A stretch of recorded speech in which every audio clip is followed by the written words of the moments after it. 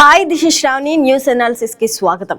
ప్రధాన వార్తా పత్రికల్లో వచ్చిన కథనాలను ఒక్కొక్కటిగా చూద్దాం. ముందుగా అయితే ఆంధ్రజ్యోతిలో వచ్చిన కథనాలపై ఒలుక్కేద్దాం. ముందుగా ఆంధ్రజ్యోతిలో మనం చూసుకుంటున్నాం. ఈ రోజు నుంచి అయితే మహానాడు కార్యక్రమం అయితే ప్రారంభం కానుంది.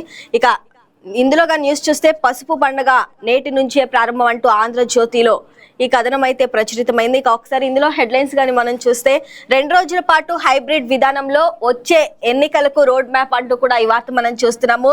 ఇక మొదటిసారిగా అయితే ఈ రోజు లోకేష్ వర్కింగ్ ప్రెసిడెంట్ గా అయితే ఇదే తొలిసారి మహానాడు కార్యక్రమంలో పాల్గొనబోతున్నారు. శ్రీ శక్తిని చాటేలా నేతలైతే ప్రసంగాలైతే ఉండనున్నాయి. దాదాపు 6 గంటల పాటు ప్రతి కార్యకర్తలను ఉద్దేశించి అయితే ప్రసంగాలు అయితే చేయనున్నారు. ఈ మహానాడులో రాష్ట్ర వ్యాప్తంగా 1851 క్లస్టర్లు అయితే వేడుక జరగనుంది. ప్రతిరోజు 6 గంటల చొప్పున చర్చలు జరగనున్నాయి.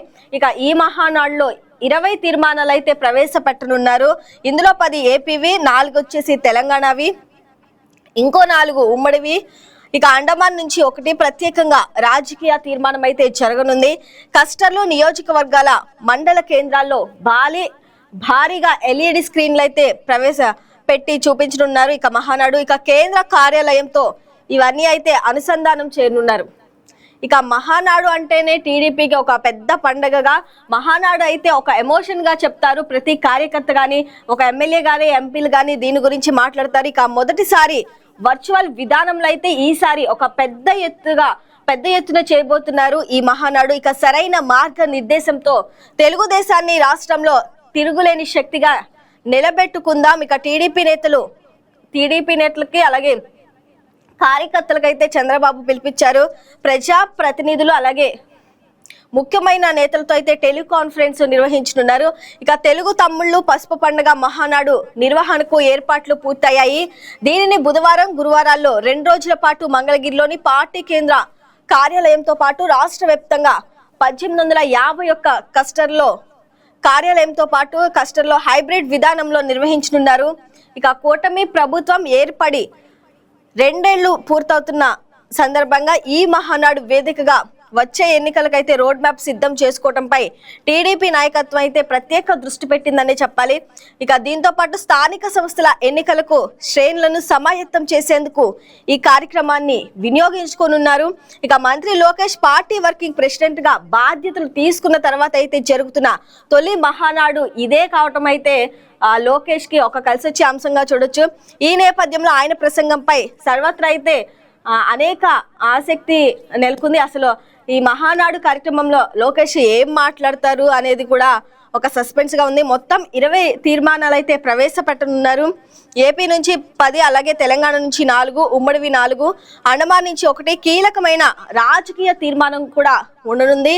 ఇక టీడీపీ నేతలకు, కార్యకర్తలకు అయితే ఇప్పుడే చంద్రబాబు నాయుడు పిలిపించారు.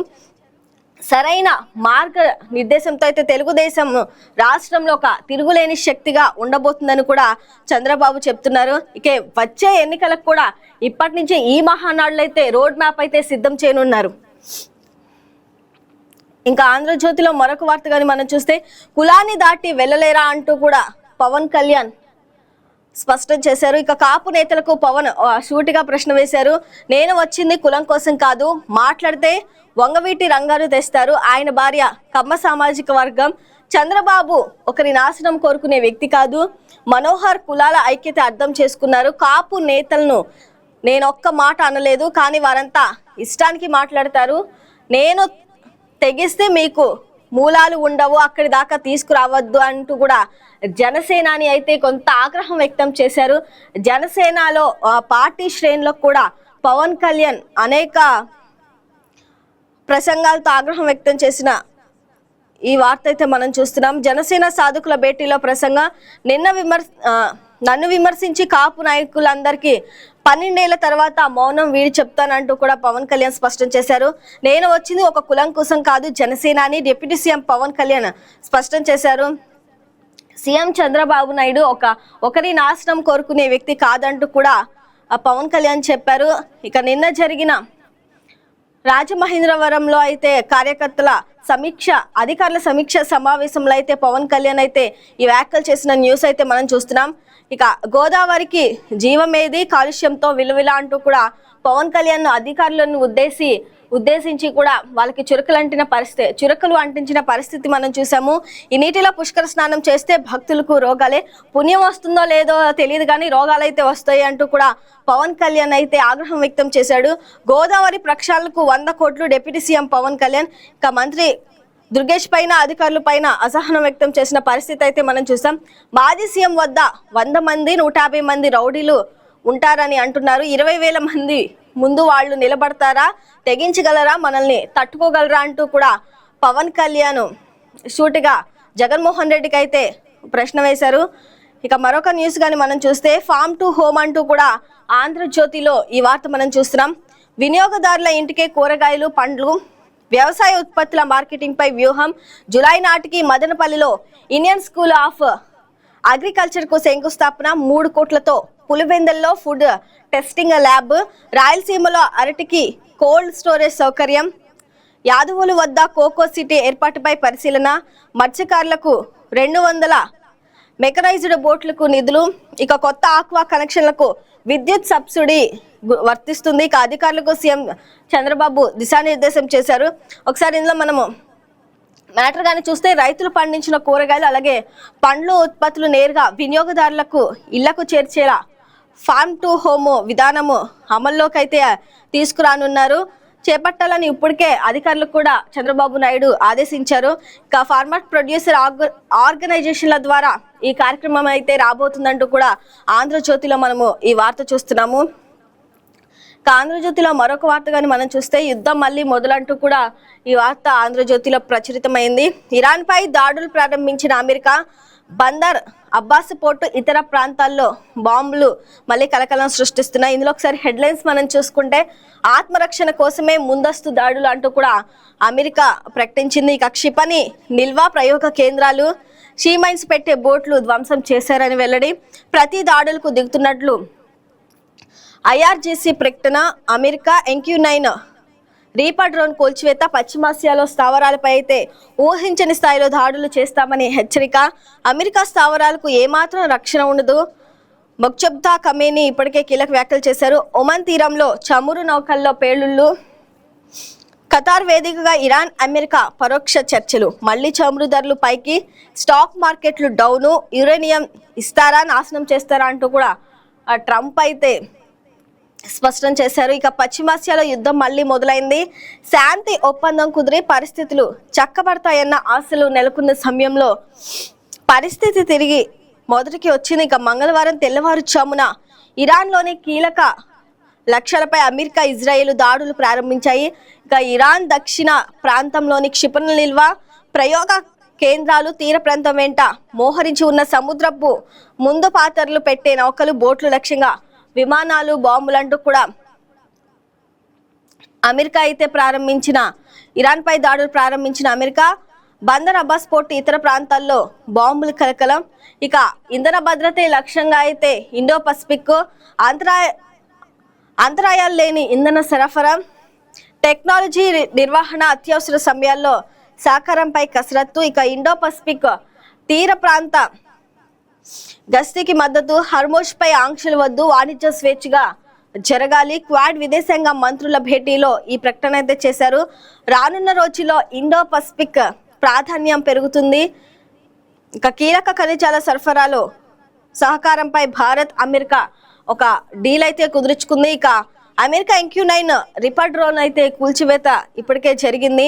అమెరికా స్థావరాలపై ఏమాత్రం రక్షణ ఉండదని కూడా మొక్జబ్దా ఖమేనీ ప్రకటన చేశారు. ఇక ఖతార్ వేదికగా ఇరాన్, అమెరికా పరోక్ష అయితే చర్చలు ఇప్పటికే జరుగుతున్నాయి. ఇంకా మరొక వార్త కానీ మనం ఆంధ్రజ్యోతిలో చూసుకుంటే అఫిడవిట్లో ఆస్తులు ఎందుకు దాచారా అంటూ కూడా ఈ వార్త ప్రచురితమైంది. ఒకసారి ఇందులో హెడ్లైన్స్ మనం ఒకసారి చూస్తే మీద ఆదాయానికి ఎన్నికల్లో చూపిన దానికి పొంతన లేదు. కోట్లాది రూపాయల లావాదేవీల ప్రస్థాన ఎక్కడా లేదేం. మద్యం స్కామ్ నిందితులు వైసీపీ నేత చెవిరెడ్డి భాస్కర్ రెడ్డికి, మోహిత్ రెడ్డికి ఈడీ అయితే షూటిగా ప్రశ్నలు వేయటం జరిగింది. 663 కోట్ల బ్లాక్ మనీ పైన అంటూ కూడా చురకలంటించినట్టు చూస్తున్నాం మనం.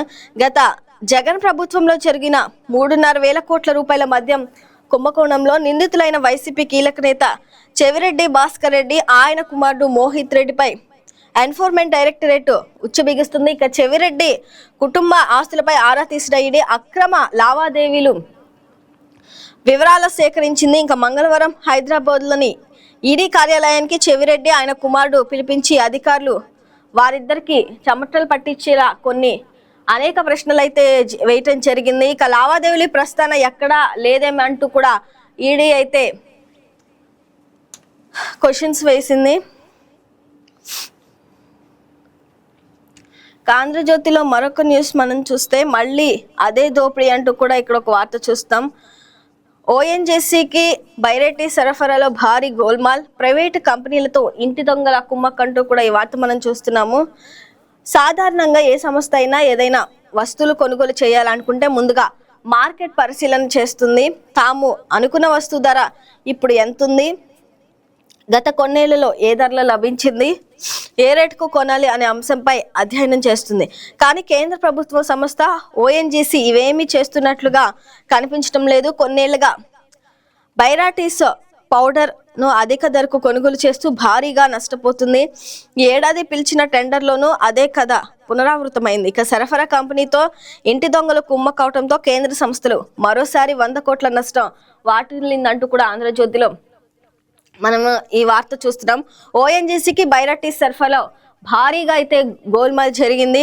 అంతర్గత బెంచ్ మార్క్ విలువ అస్మదీయులకు లీకు 340 కోట్ల టెండర్లో కంపెనీలకు 114 కోట్ల అయితే భారం పడనుంది. లాభం వచ్చింది. ఇక మార్కెట్లో మగ్గురాయి టన్ను ధర దాదాపు 8,000 ఉంది. ఇక ప్రైవేటు కంపెనీలకు ఏపీ ఎండిసి సరఫరా చేసే రేటు కూడా ఇదే కావటం గమనార్హం. ఇక అయినా టన్నుకు 12.050 చొప్పున కోట్ చేసిన కంపెనీలు సరిపడా నిల్వ లేకపోయినా 1,00,000 టన్నుల సరఫరాకు బీడ్లు. గత ఏడాది ఇదే తరహా దోపిడీని వెలుగులోకి తెచ్చింది ఆంధ్రజ్యోతి. ఇక మరొక వార్త కానీ మనం చూస్తే ఆంధ్రజ్యోతిలో అమరావతిని వ్యతిరేకిస్తే 15 కోట్లు అంటూ కూడా ఈ వార్త మనం చూస్తున్నాం. వివేక హత్యపై ఫిర్యాదు వాపస్ కోసం బ్లాంక్ చెక్ ఆఫర్ అంటూ కూడా ఈ వార్త చూస్తున్నాం. నాకు ఇస్తామన్నది నిజమా కాదా అంటూ కూడా ఇక్కడ మనం చూస్తున్నాము. బీటెక్ రవి అయితే ఈ వ్యాఖ్యలు చేశారు. వైసీపీ ఎంపీ అవినాష్ రెడ్డికి బీటెక్ రవి షూట్గా అయితే కొన్ని ప్రశ్నలు వేశారు. మీడియా సమావేశంలో సంచలన వివరాలు అయితే ఆయన వెల్లడించారు. చెక్ పై 20-30 కోట్లు ఎంతైనా రాసుకోమన్నారు. వివేక ఎమ్మెల్సీ క్యాంపుల వివరాలు వీళ్ళే లీక్ చేశారు. అప్పట్లో ఈ విషయం వివేకాకు తెలిసిపోయింది, అందుకే ఆయన్ను దారుణంగా చంపేశారు. పుష్పను మించిన ఎర్రచందనం స్మగ్లర్లు వీళ్ళే అంటూ కూడా బీటెక్ రవి వ్యాఖ్యలు చేశారు నిన్న మీడియా ముందు. ఇక వైఎస్ అంత్యక్రియ పేరు చెప్పి దొంగలు అమ్ముకున్నారు. ఉల్లిమెల్ల తోట మీటింగ్ లో మీరు చెప్పింది ఏంటి, అక్కడ ఏమీ జరగలేదని అవినాష్ చెప్తే రాజకీయాల నుంచి తప్పించుకుంటా అంటూ కూడా బీటెక్ రవి అయితే నిన్న మాట్లాడటం జరిగింది. ఇక వైసీపీ ఎంపీ అవినాష్ రెడ్డిపై Pulivendula TDP in charge B Tech Ravi సంచలన ఆరోపణలు చేశారు. మండలిలో అమరావతిని వ్యతిరేకంగా మద్దతిస్తే తనకు 15 కోట్లు ఇస్తామంటూ ఆఫర్ చేశారని వెల్లడించారు. ఇక అలాగే వైఎస్ వివేకానందరెడ్డి హత్య విషయంలో సిబిఐకు చేసిన ఫిర్యాదును వెనక్కి తీసుకుంటే బ్లాంక్ చెక్ ఇస్తానన్నారని చెప్పారు. సోమవారం ఎంపీ అవినాష్ రెడ్డి వైసీపీ కార్యకర్తల సమావేశంలో అయితే బీటెక్ రవిపై ఇలా మాట్లాడటం జరిగింది. ఇంకా తినే ప్రతి మెతుకు నెత్తుటి కూడే అంటూ కూడా ఇక్కడ మనం ఈ వార్త చూస్తున్నాము. అధికారం కోసం హత్యలు, ఆధిపత్యం కోసం కుట్రలు, ఇక ఇదే వైఎస్ కుటుంబ చరిత్ర. అదే దేశద్రోహ కుటుంబం. ఇక బ్రిటిష్ వారి తరపున భారతీయులపై రాజారెడ్డి యుద్ధం, సాక్షులను చంపటం ఆయనతోనే మొదలు. ఇక వివేక హత్య వరకు అదే కొనసాగింది. ఇక ఈ నిజాలన్నీ దాచి తామంతా మంచోళమని జగన్ నమ్మించాలని చూస్తున్నారని టీడీపీ ఎమ్మెల్సీ రామ్ గోపాల్ రెడ్డి ధ్వజమెత్తారు. ఇక మరొక వార్త మనం చూస్తే అక్రమ వలసలకు చెక్ అంటూ కూడా ఈ వార్త చూస్తున్నాం. జనాభా అసహజ మార్పులపై ఉన్నత స్థాయి కమిటీ సుప్రీం విశ్రాంత న్యాయమూర్తి నేతృత్వంలో ఏర్పాటు.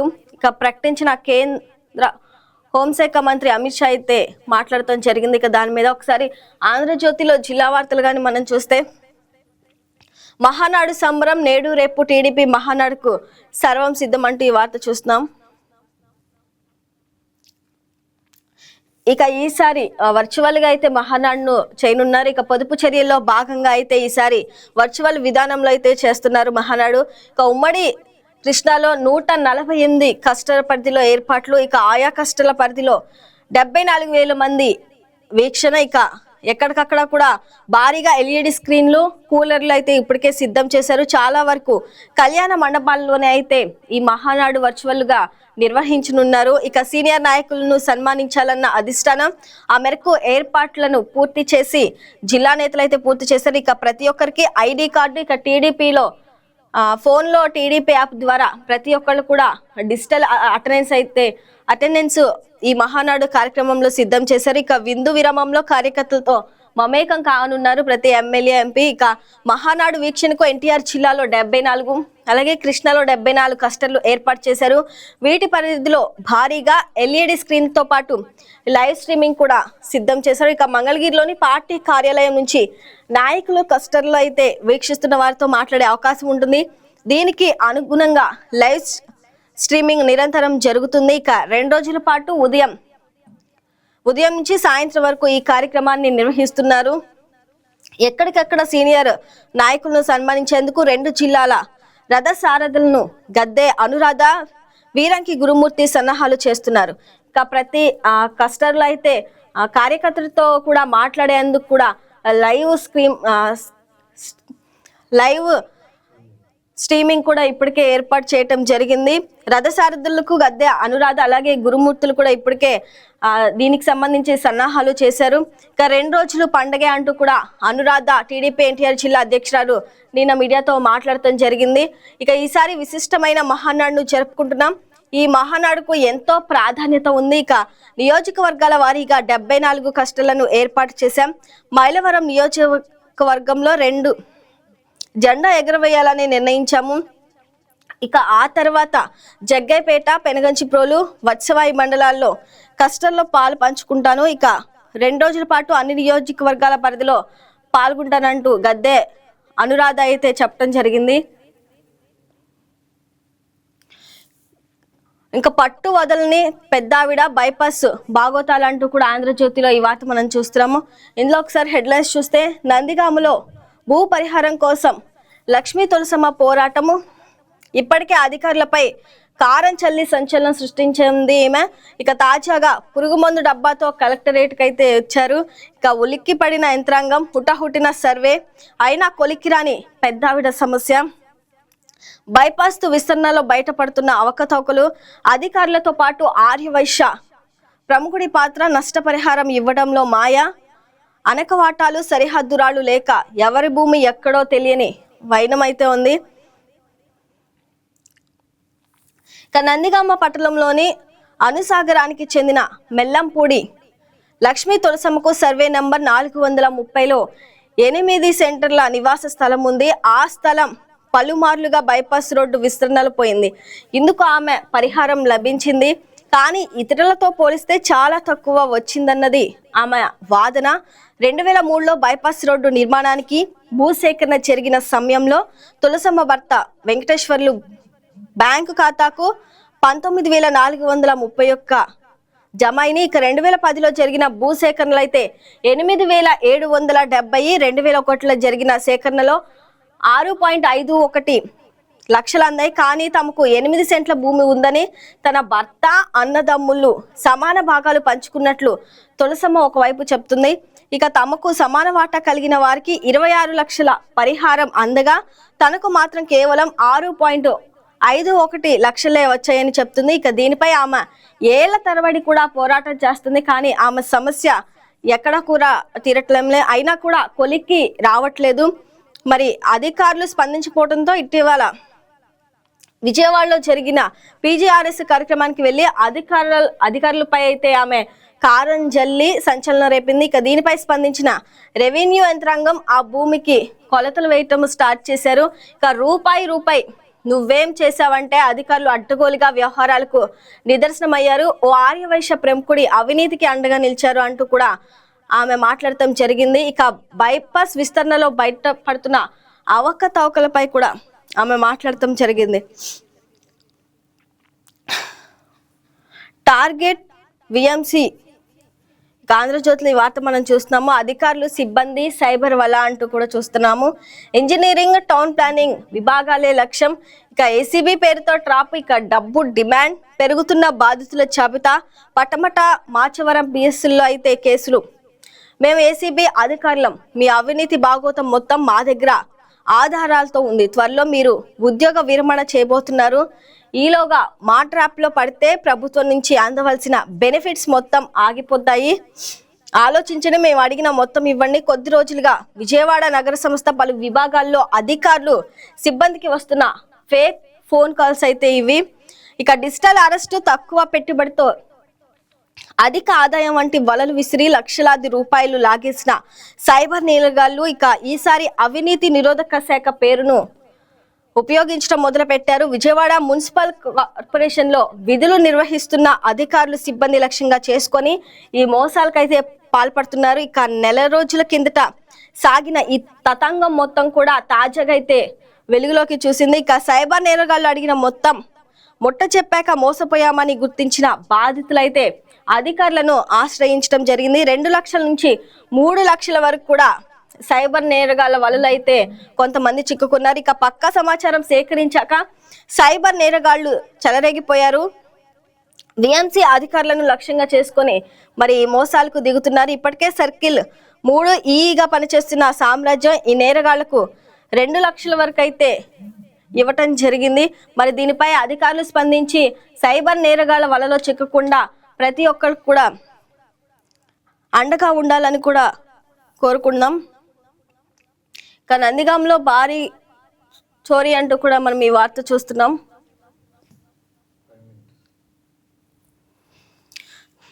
నగరం గరం 47.3 డిగ్రీల ఉష్ణోగ్రత నమోదు. ఇక రోహిణి ప్రభావంతో వాతావరణంలో సెగలు రేగుతున్నాయి. ఉమ్మడి కృష్ణా జిల్లా ప్రజలు అగ్నిగుండంలో చిక్కుకొని విలువెల్లాడుతున్నారు. ఇక మరొక 2 రోజుల్లో అయితే వాతావరణ పరిస్థితి ఉష్ణోగ్రతలు ఇంకా పెరిగే అవకాశం ఉందని కూడా ఇప్పటికే ఐఎండీ హెచ్చరిస్తుంది. రానున్న 2 రోజుల్లో 48 నుంచి 50 డిగ్రీల ఉష్ణోగ్రత నమోదు కానుంది. ఇక సాయంత్రానికి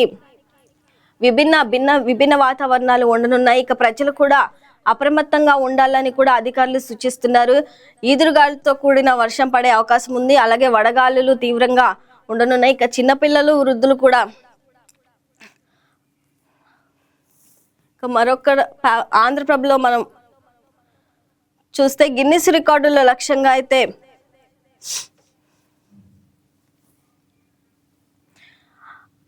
ఆంధ్రప్రభలో వచ్చిన కథనాలను మనం ఒకసారి చూద్దాం. మహిళా శక్తి యువ సారథ్యం అంటూ కూడా ఈ వార్త మనం చూస్తున్నాము. తెలుగునాట 2 రోజుల పండుగ వాతావరణం, దేశవ్యాప్తంగా మహానాడుపై ఆసక్తి. గతంలో సంప్రదాయ పద్ధతిలో తెదేపా ఉత్సవం, ఇక తాజాగా ఆధునిక సాంకేతిక కార్పొరేషన్ శైలి, డిజిటల్ ఎల్ఈడి స్క్రీన్లు, భవిష్యత్ కార్యాచరణపై చర్చలు, తీర్మానాలు.